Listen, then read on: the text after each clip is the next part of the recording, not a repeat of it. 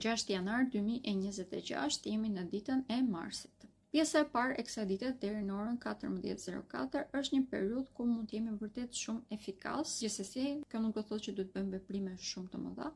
Mund të jemi shumë më tepër efikas për të zgjidhur probleme të vogla dhe për të ecur dal nga dal.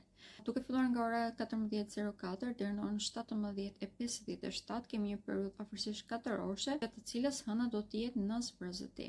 Si gjithmonë gjatë këtyre orëve, përqendrimi është vërtet shumë i ulët. Mbi të gjitha, duke qenë se hëna do të jetë vendosur tek shenja e luanit, mund të kemi tendencën që të eksagjerojmë gjëra dhe të prishim edhe shumë punë vetes.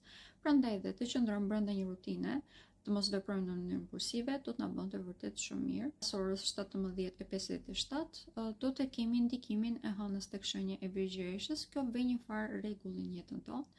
Na bë më tepër praktik, gjithsesi mund të shtoj pak frymën e pesimizmit.